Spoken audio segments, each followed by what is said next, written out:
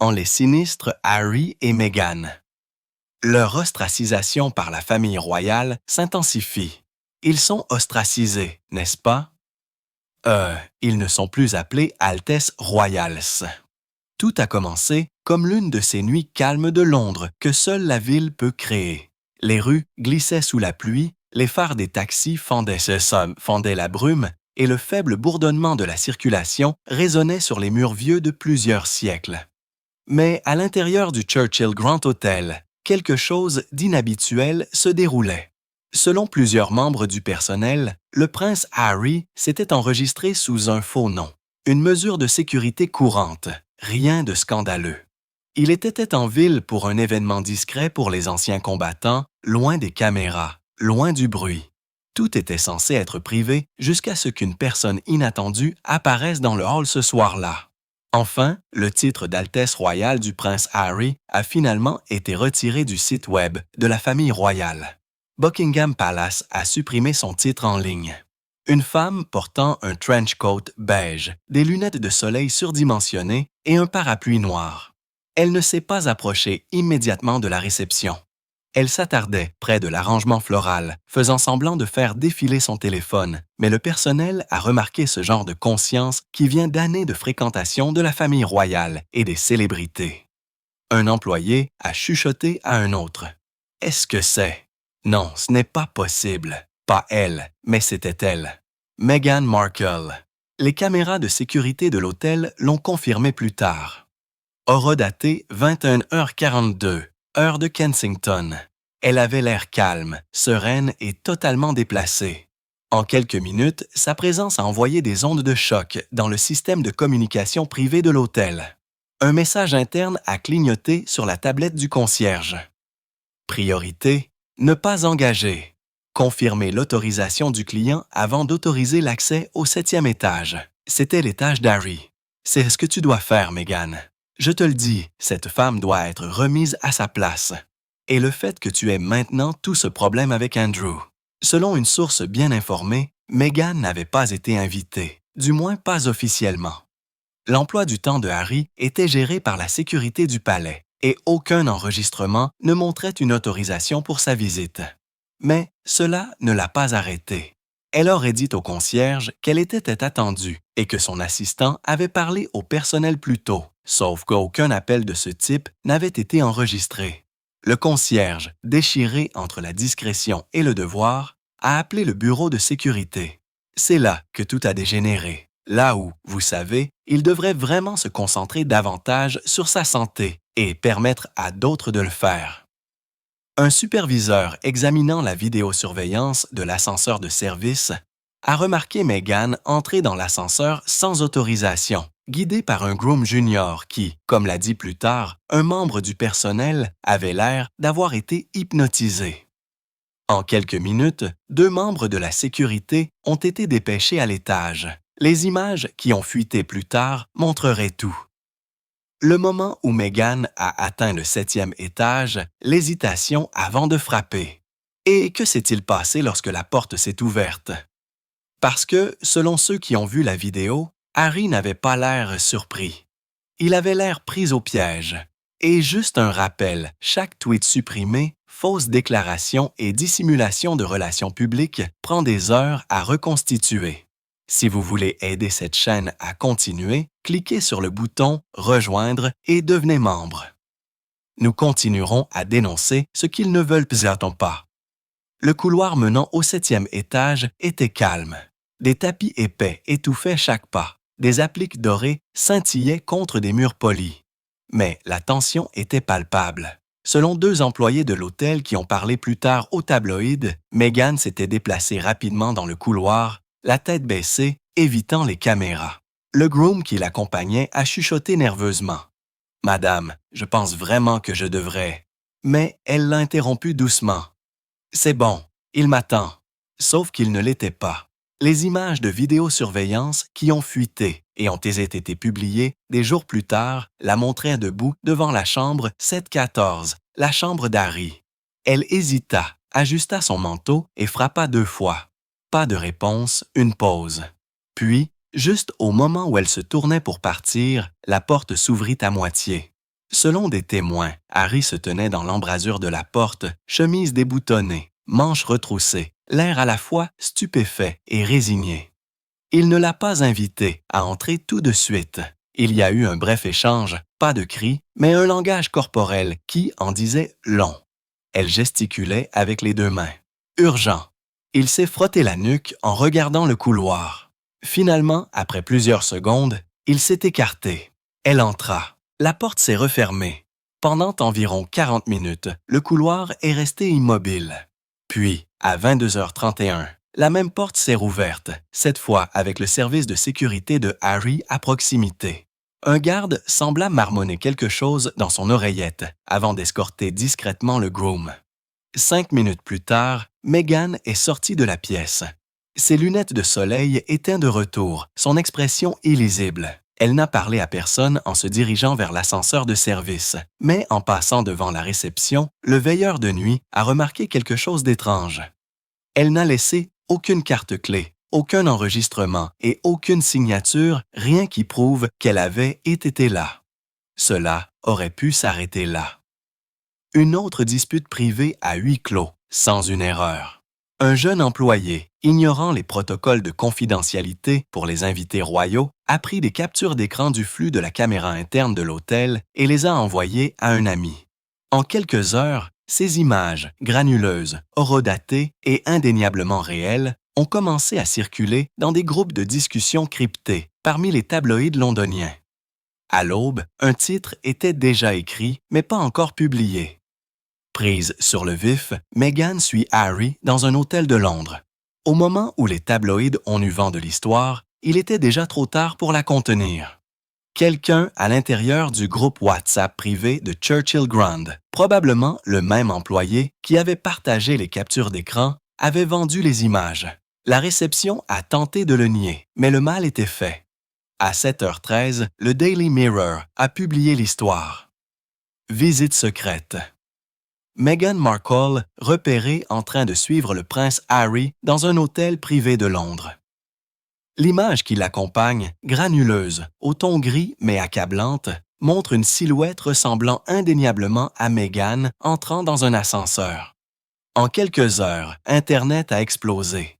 Était-ce un geste romantique, une confrontation, ou la duchesse est-elle vraiment devenue voyou, se présentant sans avertissement?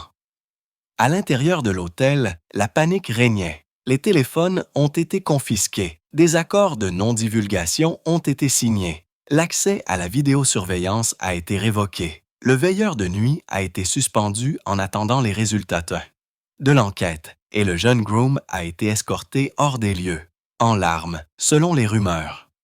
Pendant ce temps, l'équipe de sécurité de Harry a contacté directement Buckingham Palace, exigeant que les images soient supprimées en vertu de la loi sur la protection de la vie privée. Mais à ce moment-là, des copies avaient déjà été envoyées à 3 organes de presse distincts, chacun respectant le même accord, ne les publier qu'après confirmation. Et cette confirmation est venue rapidement. Une source bien informée du palais a divulgué une seule ligne au télégraphe. Le duc était à Londres pour des affaires privées. Aucune apparition conjointe n'était prévue. C'est tout ce dont la presse avait besoin. En quelques heures, les spéculations sont devenues sauvages.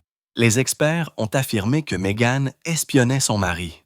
D'autres ont insisté sur le fait qu'elle était venue arranger les choses après des tensions conjugales présumées.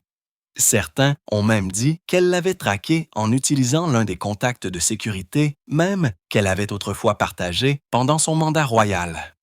Mais l'affirmation la plus choquante est venue d'un membre du personnel de Churchill qui a parlé à un magazine de potins français. Elle n'était pas seule.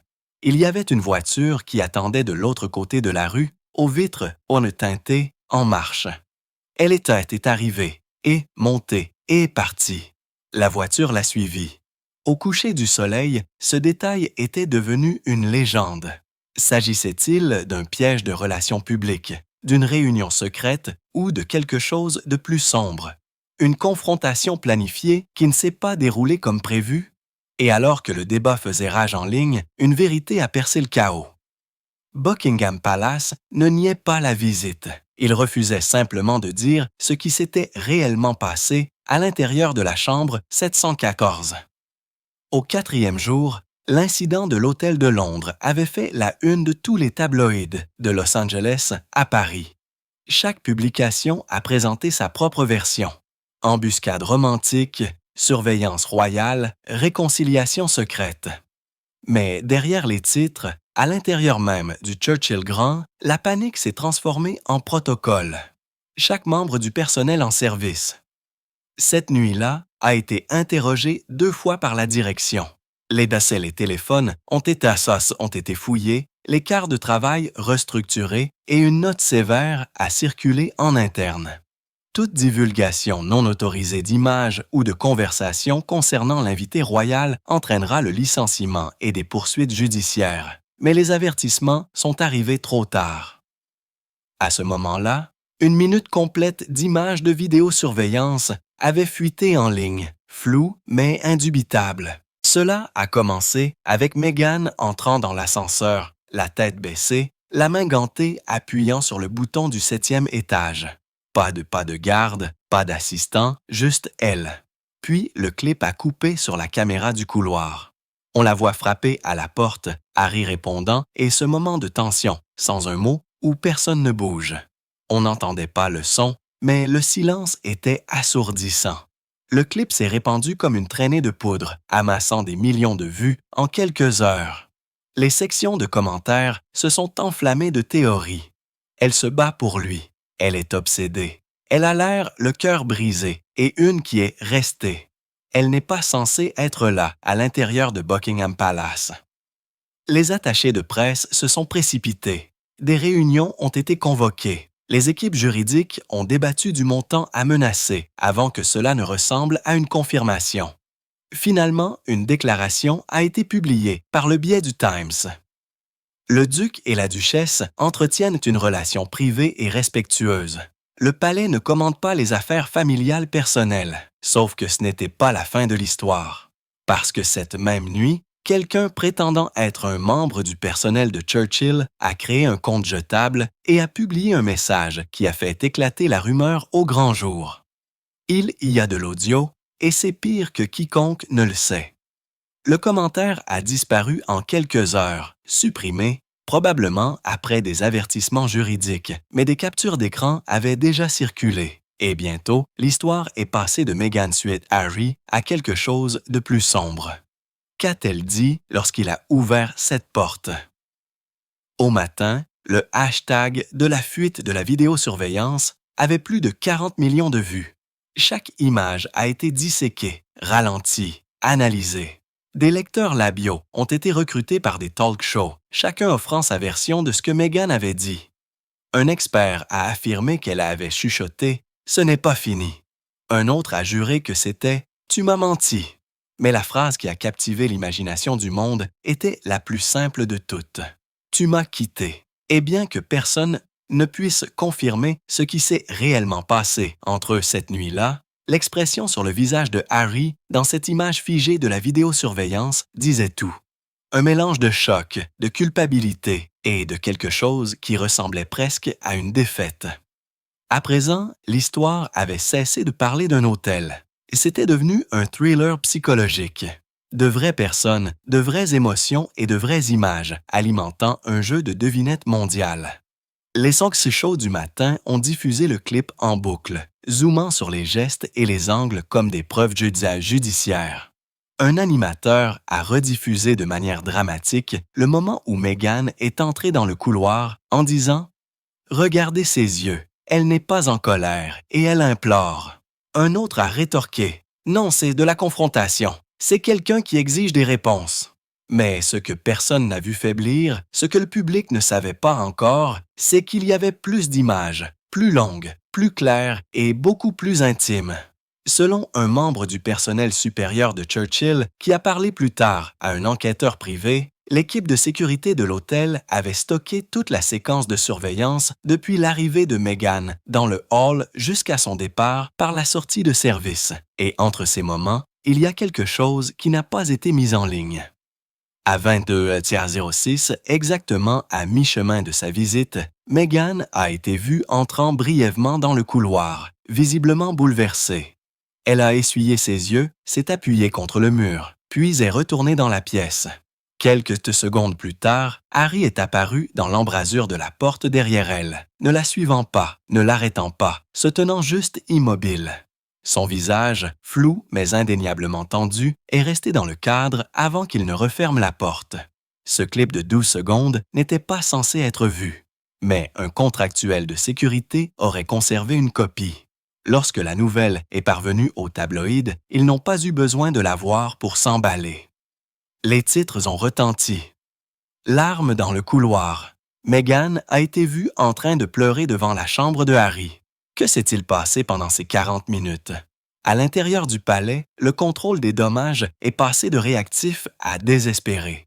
Le personnel a commencé à appeler personnellement les rédacteurs en chef des médias, les exhortant à la retenue, les mettant en garde contre les conséquences juridiques et émotionnelles. Mais chaque tentative de silence n'a fait que confirmer une chose: l'histoire était réelle.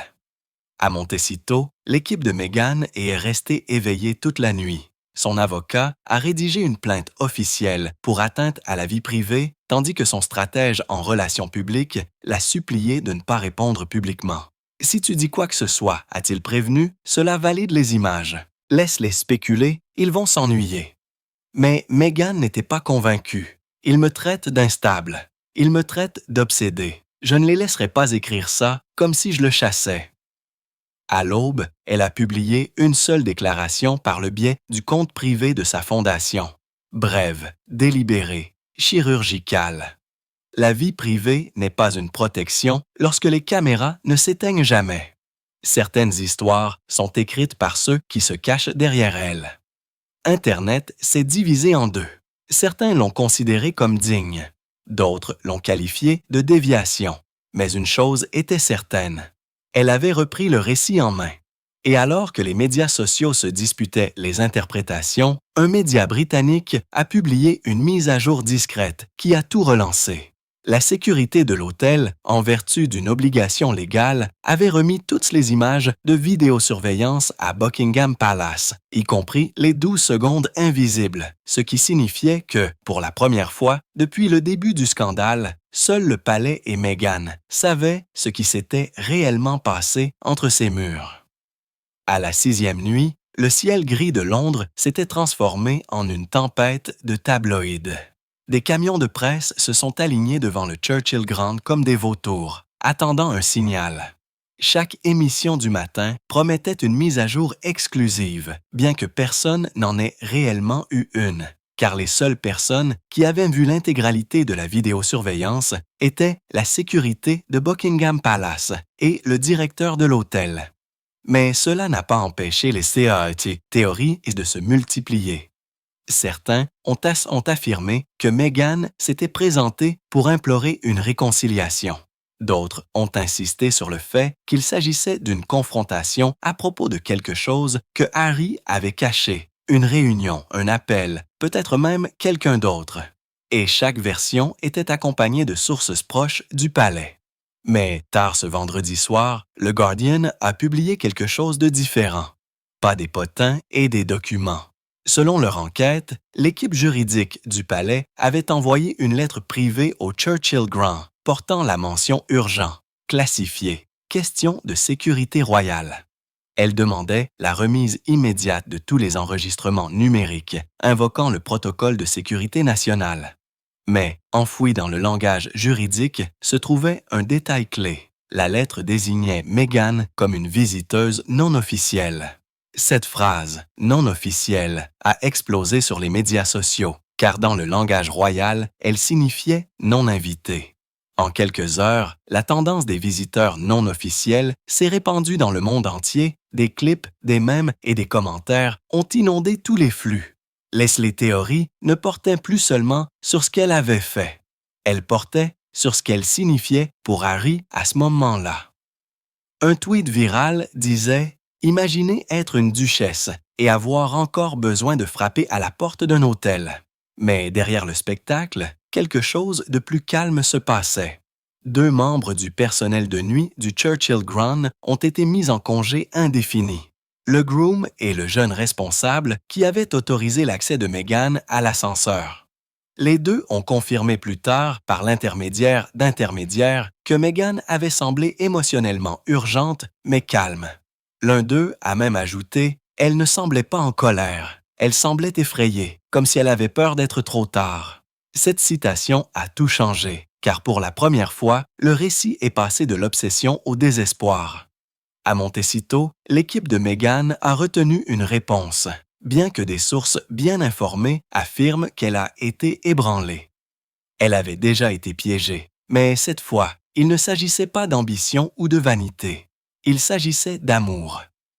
Et les images que tout le monde n'arrêtait pas de revoir n'étaient pas qu'un simple montage de scandale. C'était un témoignage de quelqu'un qui essayait de s'accrocher à quelque chose qui s'éloignait.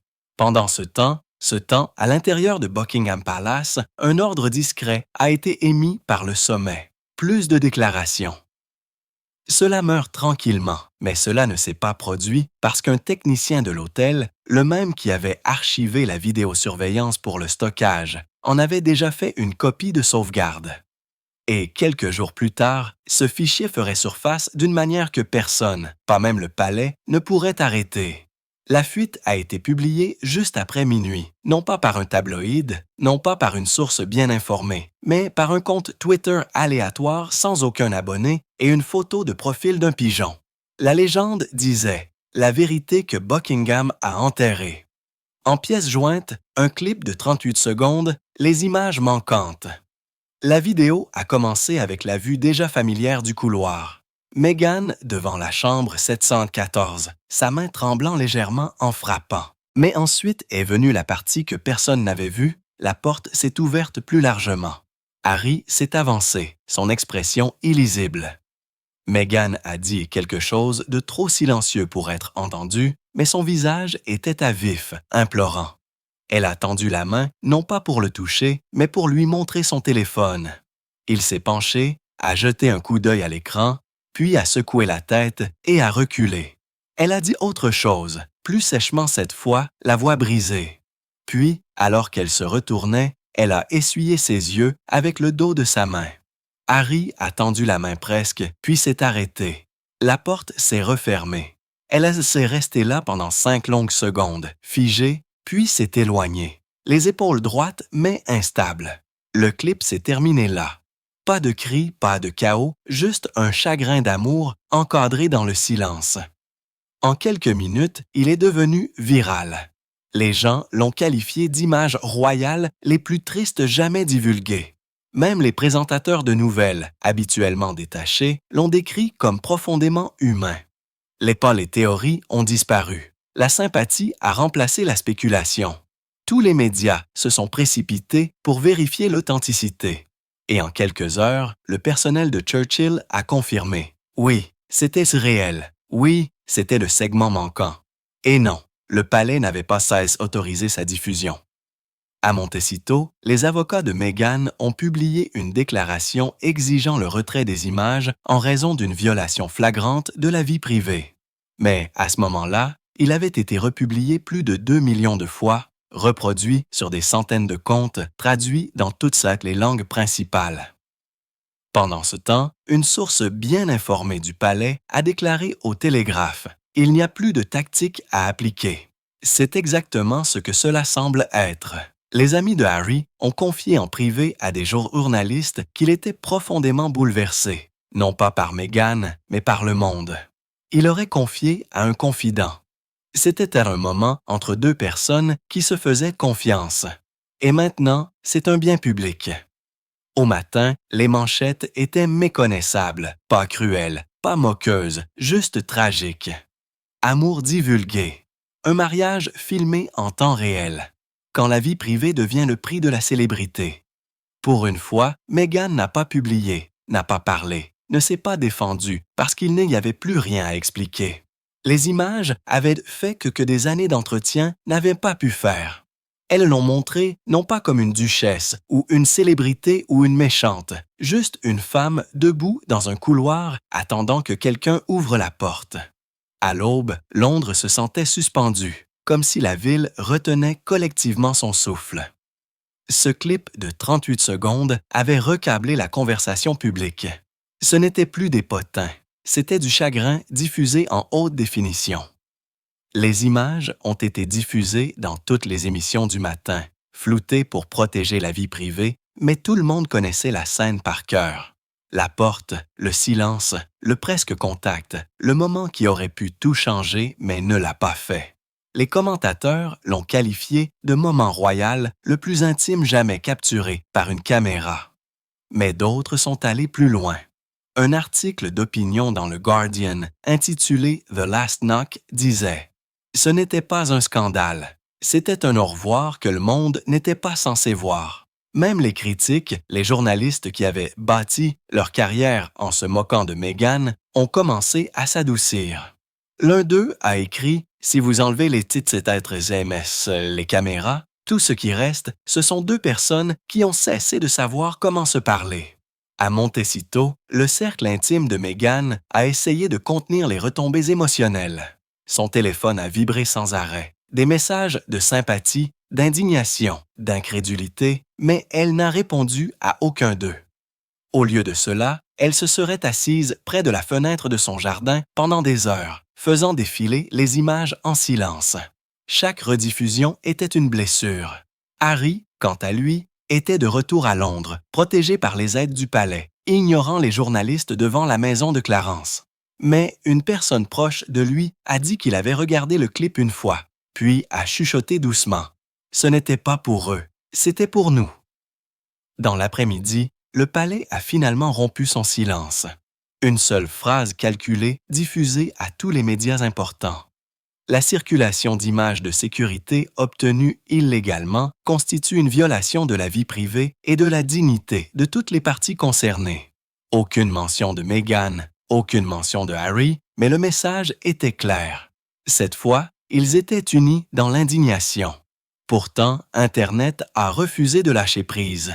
Des dizaines d'artistes numériques ont commencé à remonter les images, à les transformer en montage, en bobines ralenties sur une musique de piano mélancolique. Une vidéo sous-titrée. Elle a frappé 2 fois à la mauvaise porte.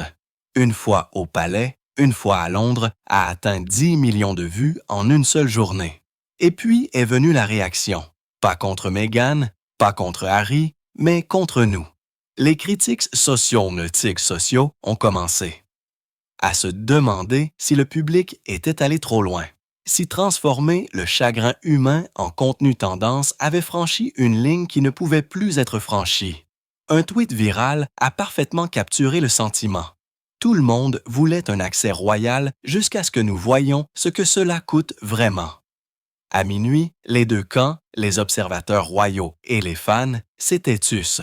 Parce que pour la première fois dans cette tempête sans fin de fuites, de drames et de rumeurs, il n'y avait plus rien à dire. Seulement l'écho de ce coup qui se rejoue sur des millions d'écrans. Au 9e jour, Internet est passé de l'obsession à la réflexion. Les images, autrefois traitées comme un divertissement, étaient maintenant disséquées dans des documentaires, analysées dans des balados de psychologie et citées par des critiques culturels. Ce qui avait commencé comme un scandale était maintenant un symbole. L'effondrement de la vie privée dans un monde qui ne pouvait pas détourner le regard. Un chroniqueur britannique a écrit « Nous avons regardé le chagrin d'amour comme nous regardons la météo de loin, en oubliant que c'est toujours une tempête pour quelqu'un qui s'y trouve. » L'hôtel, quant à lui, était devenu une forteresse. Les clients ont été réacheminés, le personnel remplacé et de nouveaux systèmes de sécurité installés. Le Churchill Ground a publié une déclaration condamnant la fuite, la qualifiant de violation de la confiance humaine.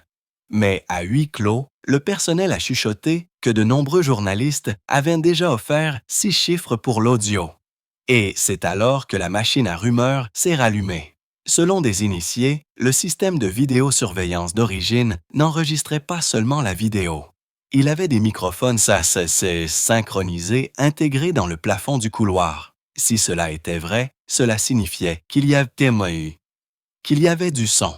Et s'il y avait du son, le monde pourrait enfin entendre ce que Meghan avait dit cette nuit-là. La spéculation a de nouveau atteint son paroxysme. Tous les médias de divertissement ont promis des révélations exclusives. Toutes les chaînes YouTube ont affirmé avoir des confirmations de sources internes. Et pourtant, au milieu de tout ce bruit, une chose étrange s'est produite. Meghan et Harry n'ont pas réagi. Pas d'avocat, pas de démenti, pas de déclaration, rien.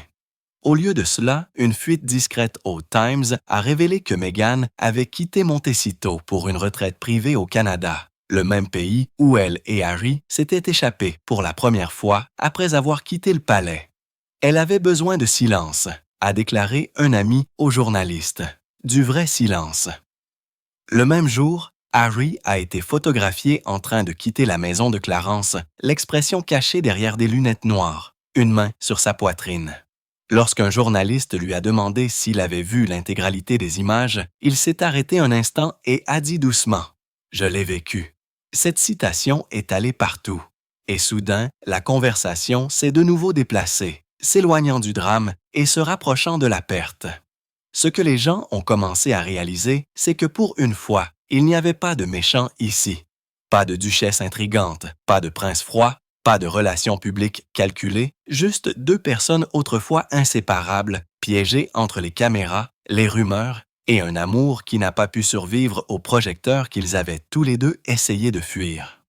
Un chroniqueur américain l'a résumé au mieux. Peut-être qu'elle ne l'a pas suivi pour déclencher une bagarre. Peut-être qu'elle l'a suivi parce qu'elle croyait encore qu'il restait quelque chose à sauver.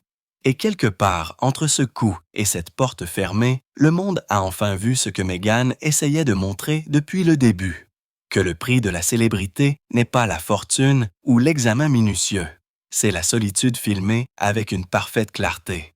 L'histoire aurait dû se terminer là avec le silence, la réflexion et deux personnes sortant enfin de la lumière crue. Mais elle ne sait pas la terminer ainsi, parce que le monde avait transformé leur moment privé en une mythologie publique. 3 semaines après la fuite des images, un collectif d'artistes londoniens a ouvert une exposition intitulée 714. La pièce maîtresse était une projection en boucle d'une porte d'hôtel fermée. Toutes les quelques minutes, de faibles coups résonnaient dans les haut-parleurs de la galerie, doux, hésitants, humains. Pas de nom, pas de photo, pas de contexte, juste ce son. Et d'une certaine manière, c'était suffisant pour faire pleurer les visiteurs. Les critiques l'ont qualifié de commentaire le plus obsédant sur la gloire des arts modernes depuis les funérailles de Diana parce qu'il ne s'agissait plus de la royauté. Il s'agissait de la distance que nous, en tant que public, étions prêts à parcourir pour voir. Pendant ce temps, Buckingham Palace et Sarta est resté silencieux. Le Churchill Ground a reconstruit sa réputation. Et quelque part à Montecito, Meghan a finalement rompu son propre silence. Non pas avec une interview, non pas avec une déclaration, mais avec un court essai publié anonymement dans le New Yorker. Il était intitulé « The Knock ». Dedans, elle n'a jamais mentionné de nom, de lieu ou d'image, juste ceci. Parfois, la personne derrière la porte ne refuse pas de vous laisser entrer. Parfois, elle a peur que vous voyiez ce qu'il reste d'elle. Les lecteurs ont su instantanément que c'était elle. Le ton, la cadence, la douleur déguisée en poésie. L'essai est devenu viral du jour au lendemain. Et pour la première fois, même ses critiques les plus acerbes ont admis qu'elle avait écrit quelque chose qui semblait vrai. Harry aussi était silencieux. Mais 1 mois plus tard, il a été photographié portant un simple bracelet en argent. Un bracelet assorti à un bijou que Meghan avait porté pendant leurs premières années ensemble. Pas de légende, pas de déclaration, juste ce petit rappel visible que certaines connexions ne disparaissent pas sans pas. Elles ont simplement cessé d'être publiques. À ce moment-là, les images avaient été supprimées de la plupart des grandes plateformes, mais leur écho est resté.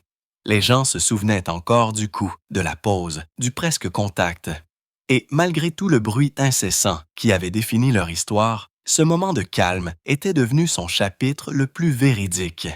Parce qu'après des années de manchettes, de fuites et de débats sans fin, le monde a finalement compris. Ce ne sont pas les caméras qui ont exposé Meghan et Harry. C'est ce que les caméras ne pouvaient pas capturer. Deux personnes, autrefois royales, toujours humaines, debout de part et d'autre d'une porte que ni l'une ni l'autre ne pouvaient rouvrir. Et quelque part, dans une nuit londonienne détrempée par la pluie, l'écho de ce dernier coup persiste encore. Non pas comme un scandale, non pas comme un spectacle, mais comme le son de l'amour qui s'estompe, capturé à jamais par la vidéosurveillance.